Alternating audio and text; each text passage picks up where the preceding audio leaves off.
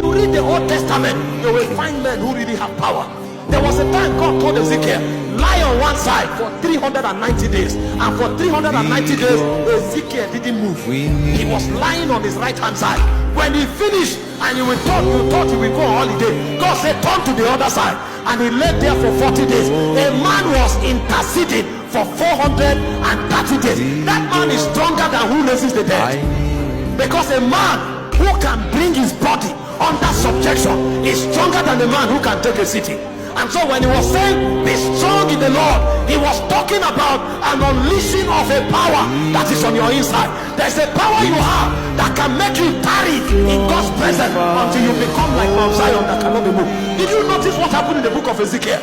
After Ezekiel stayed there for a long time, Ezekiel didn't need to go out anymore. Anytime Ezekiel wants to go out, he will say, the Spirit of the Lord took me by the lock of my hair and carried me. Ezekiel began to travel in the Spirit, because he tamed his body to a point where his spirit could come out of his body at will. It's a dimension of power that makes a man becomes invincible. We are too distracted by the world system. We are in every birthday, we are in every marriage, we are in every program, we are on every website, wasting our time when strong men are building stamina on the altar. Be strong in the Lord and in the power of his might. The word power of his might is synergy. Because see, when you become strong inside, you will notice that other entities that are like you will begin to come to you. Because your friends are not only your friends, you can also make friends in the spirit. The reason you have not made friends in the spirit is because you have not stayed long enough. Stay on the altar for 3 months and see who will come to you. You will be shocked that while you are yet there, Gabriel will show up and say, I was given speed, I was made to fly swiftly, to come and give you skill and understanding. Walk on the altar and see if you will not see Zacharias, if you will not see Isaiah, if you will not see Enoch. They have not gone anywhere. The Bible called them the spirit of judgment made perfect. That's what Kratos is talking about. When Daniel wanted to contend with the prince of Persia, he needed connections. And there are some connections that are not in the government house. There are some connections that are in the throne room. And suddenly a cherub will walk up to you and say, I came to help you. That's why you will know that our helpers are many. When you pursue men and it doesn't work, pursue spirits. Our helpers are not only natural. There is a place you will get to. You will be shocked that Captain Kuma just passed to glory. And through priesthood, you too can enter glory. You don't need to die to go to glory. You can go to glory through the altar. One can go through dying, another can go through the altar. And when synergy is achieved, something will change. Did you not read about Jesus? The Bible said in Matthew 17 verse 2, after 8 days, he went to the mountain to pray. And he said, suddenly there stood with him Moses and Elias. That is Kratos. When that man comes down, he can take a territory, because it's no longer one man. He's one man, but he's fighting with the strength of many. There are many prophets that walked in Kenya before now. When you pray and you don't know what to do, stay there. The prophet that conquered Kenya 20 years ago can still come back to tell you what he did to subdue the Kenya of 20 years ago. The power of his might. The earth is a distraction. This world is too noisy. See, sometimes you need to hear stories of witches and understand what they do.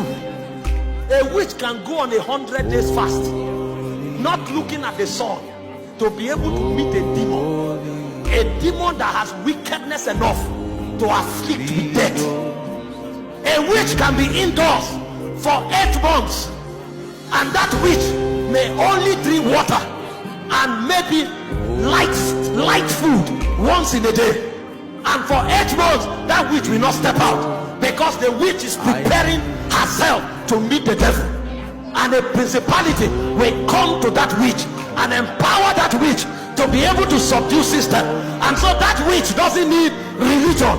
If he enters your office and you don't have the stature to dethrone her, the day she enters that office, that day you will leave that office, because of the weight of her priesthood. She came with 8 months of fasting.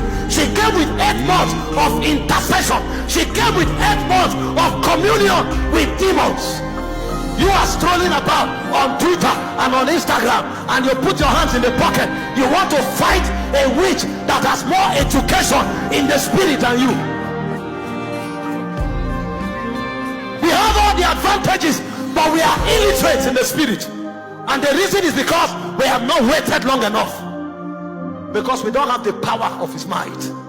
There's no synergy. Do you know how many intercessors can bring down Kenya? Do you know how many angels must be deployed for Kenya to be won? What is the spiritual strategy? How many men are even aware? Before the Holy Ghost came down, they needed 120 intercessors. They knew, and so they gathered in the upper room. When the time was right, the Holy Ghost came down. How many intercessors are needed to take Kenya? How many angels are needed to trigger the revival in Kenya? How many hours of prayer is required? How many quorum is needed in the throne room? What is the weight of litigation required for Kenya to appear before God? You don't read that in the book. It is shown to you.